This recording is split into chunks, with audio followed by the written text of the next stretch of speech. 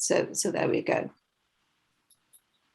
Okay, so what I'd like to do, I'd like to make a start now. And what we're going to be doing is talking about what it means to become a club coach, and all the implications of that. Feel free to ask questions at any time, but the chances are I will have answered them hopefully throughout the presentation. So I just really wanted to describe what a club coach is. And according to Toastmasters, it's an experienced Toastmaster who coaches a club to rebuild membership and restore quality to the club environment. And of course, the goal of the coach is to help the club achieve recognition in the Distinguished Club Programme. And I think that's important to remember, that is your role. You're there to help the club become distinguished. So then we also have a member, and these two words often get intertwined.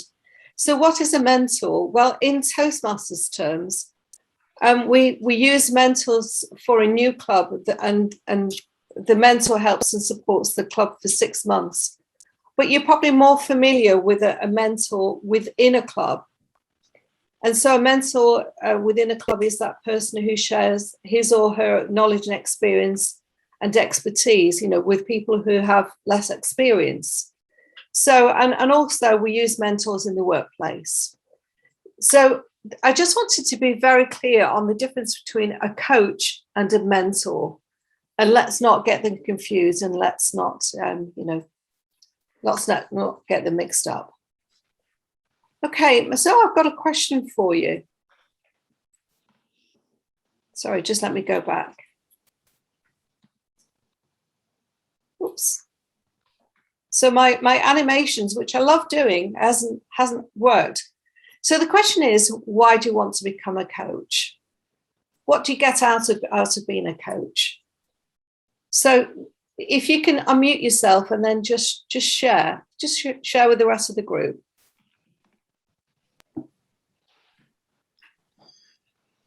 I can go if you want, because I've done it before. So what do you get out of being a coach? It's actually incredibly rewarding. You're helping a committee, initially the club president, but it can be her extended team, depending on how much you want to get involved. And often they've not done the role before, so they sometimes lack in confidence. And your role is to support them, but also you have set goals. So it's to bring the club back up to 20 members, essentially, and then to get them involved in the Toastmasters program. So perhaps get them interested in entering club contests. They may never have held a contest in their club if they're if they have fewer than 12 members. It might be quite difficult, but they can enter a contest at an area level, and it's just telling them that opportunity is there. And then the DCP points, so getting them to do educational awards. Again, if there's not many members, if there's fewer than 12 members, sometimes they're having to do 2 and 3 roles in a meeting, and you're trying to sell the benefits of that. Only get a few more members, they can share out some of those roles and share a little bit of the burden and the joy actually of Toastmasters.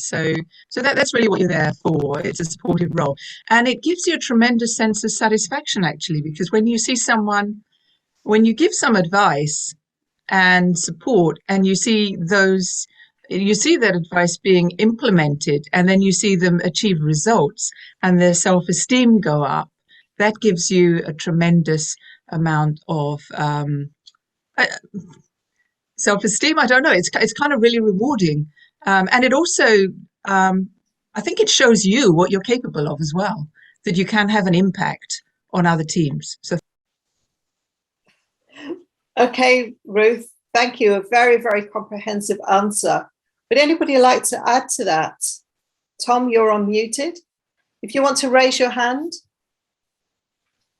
I don't get the best view. Okay, Tom. The reason why I wanted to get involved is because I think from my 5-6 years experience, I've got a lot to share because I've filled most of the club roles, and the club, the Maidenhead Speakers Club, and now the Burnham Club, I'm also a member of. I think I have a feel for how to help a club move along, help the members enjoy themselves, and then grow the club, get members interested. So I just want to see if I can, again, if I can contribute to helping clubs out, provide ideas, and ensure club members achieve their goals and enjoy doing it. Members should look forward to each meeting, not feel like, oh, there's something I have to do here. But members should really enjoy and look forward to going to each meeting and meeting their friends and have fun. And that's what I emphasize in the clubs. Excellent. So, and I think it's both yourself and Ruth have laid down a lot of really good reasons why you'd want to become a coach. It can't be much fun, can it, being in a club that's not working so well? So if you've got somebody to help you and support you, then it does make life easier. And of course, it makes the whole experience more fun and enjoyable. Anybody else want to add anything? Okay, Pinky? For me, it is also another opportunity for networking and learning, because whatever best practices we have here, I'm sharing with the club Discord speakers where I've been appointed as a coach. And in fact, I'm also learning so much because I have attended 2 meetings. I have attended 2 executive committee meetings, an area council meeting. So I'm also getting to learn and also sharing what I have learned and has worked for us so far. So it's an amazing experience. Excellent. Thank you, Pinky. And I think as Toastmasters, that's what we like to do, don't we? We like to share our skills and our knowledge and experience. Yeah, we're very good at that. Excellent. And Andy, I can see you've got your hand raised. Yeah, thank you, Jackie. I'll give you the open minds. This is all new, really, but I really believe in Toastmasters and what it offers. I mean, there's so many great people. So the networking is great, and also you can get people to help clubs. And I just think you learn as you coach, and as Ruth said, it's so rewarding to do so. And just helping others is in the DNA, really. And I think that's what we should do. And clubs should thrive and have fun, and everybody should benefit with what suits them best. And also having that balance between what the organisation does and applying those values, along with having fun and people developing themselves at the same time. I think it's great. Absolutely, fully endorse all that. Thank you. So I've just written down some of the things that I expected that you would say, that you're going to develop new skills, facilitating, negotiating, planning. Of course, it's a contribution to your achievement of DTM. As you've already mentioned, you're giving something back. Your own personal development, you will acquire transferable skills. And of course, it benefits not only the club you're coaching, but your own club too.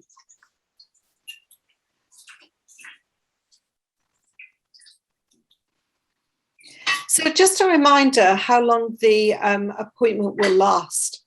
And that's until June the 30th of the current year. If the club becomes distinguished club, or even better than that. If that doesn't happen, then the appointment will last until June the 30th of the following year, if distinguished club is not reached. So it's a commitment. If you're going to be a mentor for a club, it's generally 6 months. But as you can see, to be a coach, it could be as long as 2 years. So I think you have to be in it for the long haul. It is a commitment. Andy, you've still got your hand up. Is there something else you wanted to say? Yes, I'm a bit technophobic, and the fault is mine. I'll take it down. Okay, no worries. Just checking. Okay, so that's the time frame. Sorry, I've missed something. So what I'd like you to do is think about, can you actually see the top of the screen? The coaching mindset, there we go. I can read it now. So it's important to have a coaching mindset. So that's somebody who asks questions, both open and closed questions. I don't want to teach my grandma to suck eggs, as the saying goes, but do you know the difference between open and closed questions? Anybody want to raise their hand? Okay, Pinky, would you like to explain? Closed questions are one which would have an answer as yes or no. Open questions as such would have a little bit more description rather than just yes or no. So you can gather more information and the communication can continue is what I believe. Absolutely. Kind of. Yeah, thank you, Pinky. And generally, those open questions generally begin with what we call WH questions: who, what, when, where, and of course, there's always an exception: how. I would be careful about using the word why, because why can often be quite a challenging question. So if you think about it, when you ask somebody, why have you done that? It's quite difficult to actually not sound mildly aggressive.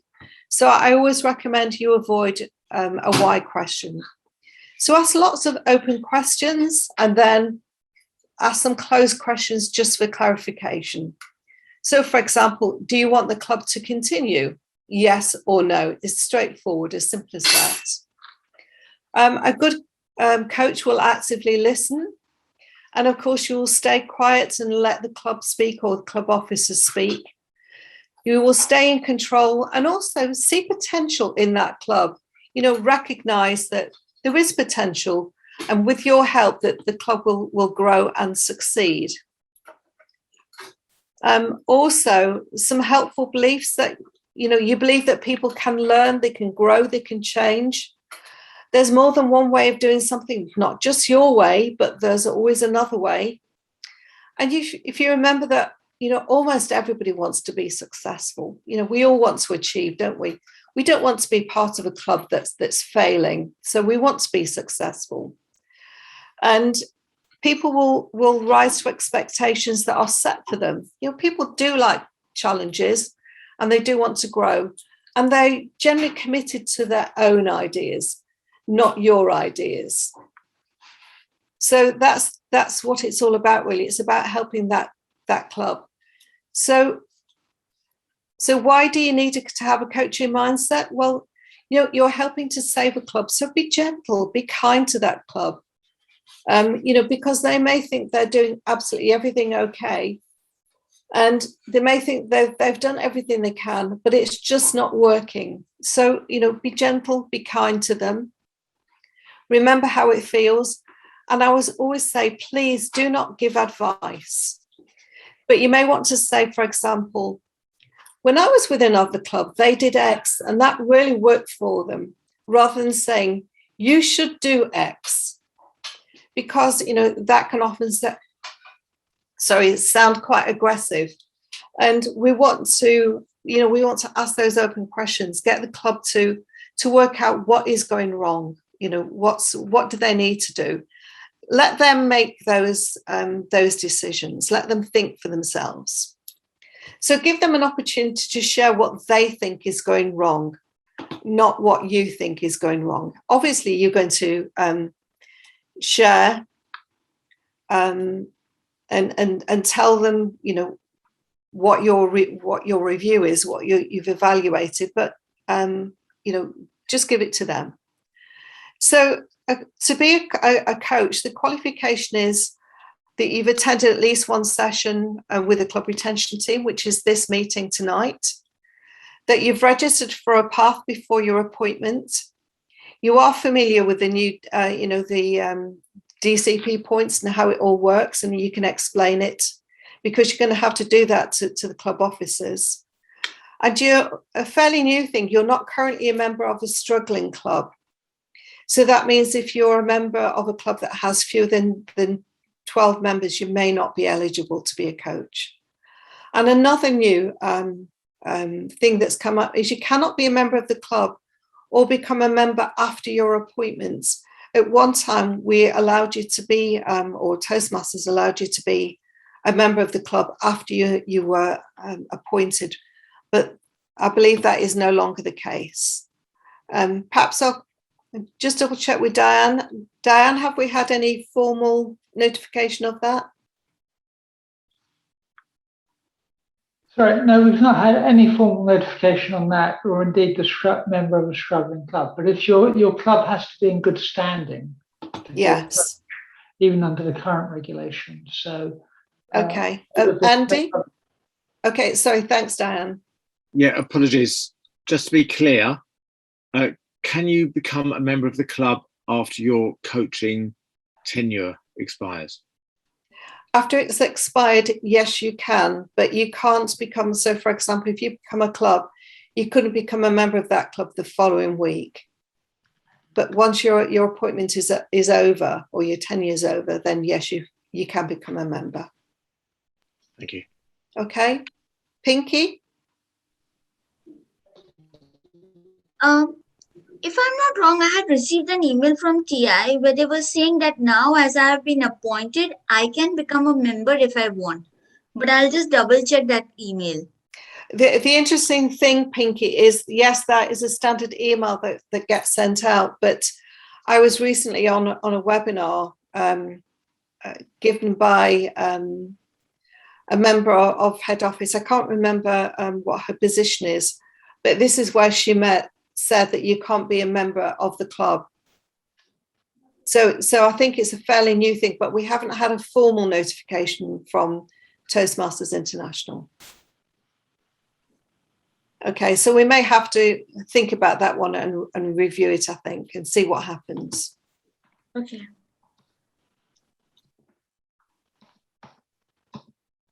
So for now, I cannot become a member of that club, right? If I'm not mistaken.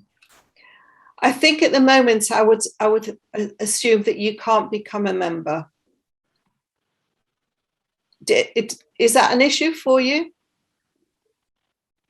No, not an issue. All right, that's good. Yeah, because you're a member of 2 clubs anyway, aren't you? Okay, don't overstretch yourself, Pinky. Okay, so what you do as a coach, well, it's important that you build, sorry, that should say rapport, not report.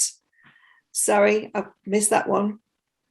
So it's about building rapport with club members and officers and, gain trust of the members by actively participating in the club and setting a good example. Now, by that, what I mean is, yes, participate in the club, go to club meetings, but please don't step in and take on too many roles or responsibilities. The idea is for the club to be self-sufficient, and that you're there holding their hand, but you're not taking on that responsibility. So I think that's important to remember. So you're going to observe and analyze the club environment. You're going to step back as almost like a consultant and see what's happening, what is working in that club. Look at the club dynamics. Is there somebody in the club who is perhaps dominant and not allowing other people to take on particular roles? So look at the club dynamics. And if you had attended Diane's webinar last night, you would have learned all about imagos. So we won't discuss that now, but that was quite interesting, and it was all about club dynamics and group dynamics. Okay, and you need to help the club to develop goals. That's what you're there for, because they may not understand how to do that, and that's where your experience comes in. And then you're going to enable the club to achieve their goals. What do they need to do to achieve those goals? So you're going to guide them and facilitate what needs to be done. So give them some, enthusiasm, that loyalty that we all have in our clubs, and that responsibility. As I say, it is their responsibility to fulfill all the roles, not for you to just step in. And what's most important is using the moments of truth module, because that lays down, what is expected within a club from Toastmasters International. And it's quite interesting how many presidents are not aware of the moments of truth. So please make sure that, you know, you show them what it is and where it is.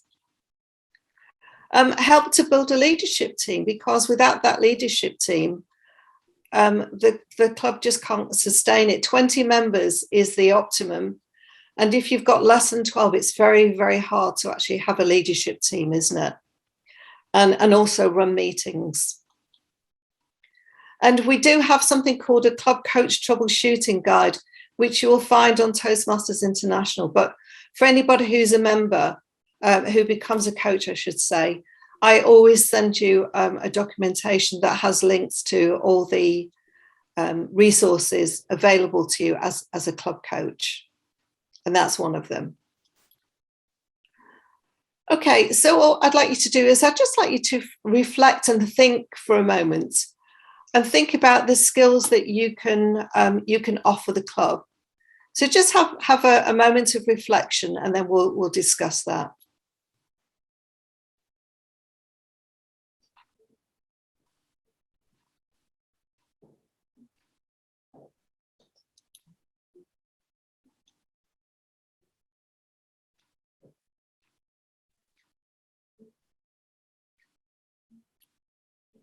Okay, I think that's your moment of reflection over.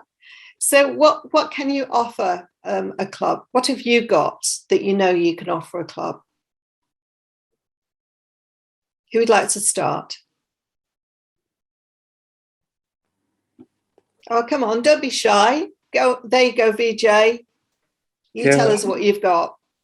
So the number one is building consistency.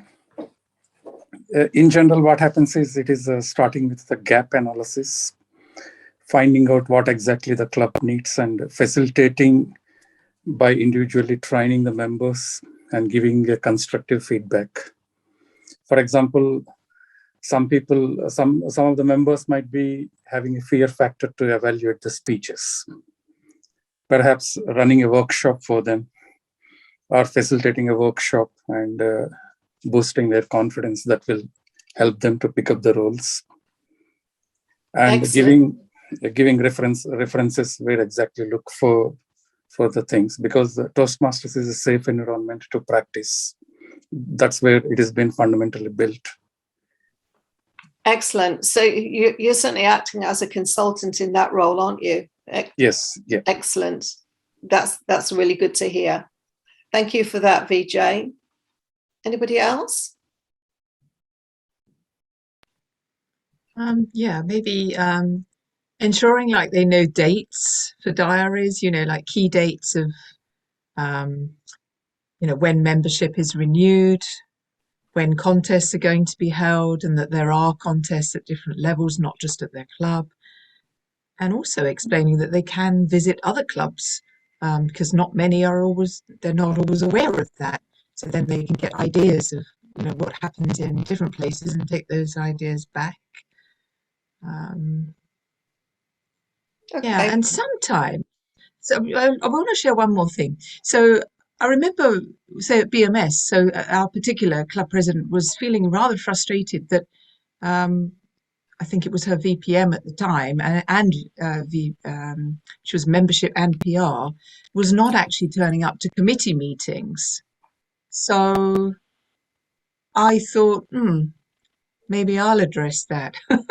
So I sent a message to the other girl of encouragement and said, wow, your club's got 11 members. Do you realize how easy it would be to double that number if you just took a bit of action?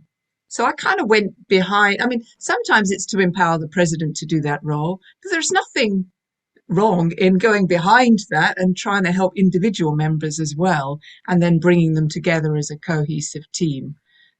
So that worked particularly well.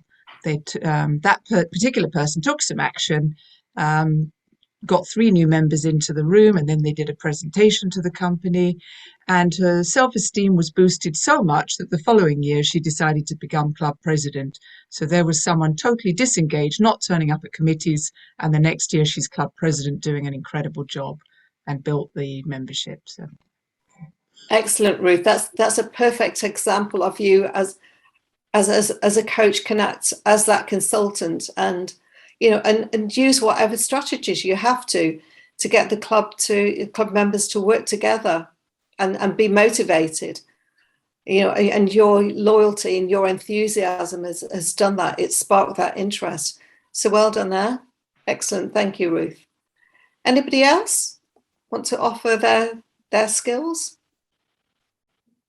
I won't drag it out. I mean, what skills you've got. So Andy? Yeah, well, I'm a licensing consultant, so I'm used to consulting, and I have a history of managing or leading teams outside of the organisation, I suppose inside as well. But I always think there are other people who may have done so many of the roles themselves. They may have better insights, but the great thing about Toastmasters is getting to know so many wonderful people that can help with specialist expertise. Absolutely. And I think as a consultant in your professional career, you can use those same skills in a club. And I think sometimes we feel, yes, I'm good in my role, but in this Toastmasters environment, I'm different. I don't have the same experience as somebody else. I always remember somebody saying that it was an evaluation workshop, and there was a top speaker in the workshop, and he was asked to be evaluated. Now, if you're having to evaluate a world champion, just what would you say? You think, I've got no skills. I can't for the life of me know what to say to this world champion. But what this person did was he said, actually, what I've noticed is you're wearing sort of strange socks, very, very bright socks, and they're distracting. Now, that world champion was absolutely thrilled to bits with that feedback, because he wasn't aware that something as simple as his socks were distracting when he was giving a speech. So we've all got an opinion, we can all see things, and it doesn't matter what it is, you're seeing it, and somebody else within the club may not be seeing it. So don't be afraid, have the confidence to, just say what it is that you're seeing. So I know you've all got lots of skills that you can use. So what are the expectations of a coach? Well, the reason for this slide and the picture, it's I'm not saying you're a dogs, but that relationship between a dog and its owner, it's that sort of codependency, isn't it? And there are expectations. So as a coach, in terms of getting started, we do expect you to attend meetings regularly, and you're there to sort of take the club's temperature. What is happening? What's going on? Conduct the moments of truth. And then, as we've said previously, as a consultant, you would want to highlight the strengths of the club, but then review and facilitate a discussion on what's not working so well. What are their challenges? What do you think your challenges are? What have you done that's worked? What have you done that's not worked? And sometimes you do have to ask those difficult close questions. Do you want this club to continue? I've done it several times with a club where I've felt there's been a lack of enthusiasm. The numbers have been low, and you really wonder, does this club want to continue? And just by asking, that closed question, do you want it to continue? Then you get an answer. And, if you want to continue, I'm here to help you, support you. If not, then we can pull the plug if that's what the feeling is. So sometimes you've got to ask difficult and challenging questions. And also it's important that you do, given time constraints, to attend committee meetings. And we also, if there are two coaches in a club, then you can share this role, because a struggling club is entitled to two coaches, not just one. It's just if we have another coach available. Okay, now claiming the coach credit. the club must acquire distinguished club status, and your claim must take place after distinguished club status has been achieved, and the district leaders have to approve that credit. So that just leads me on to questions. Do you have any questions?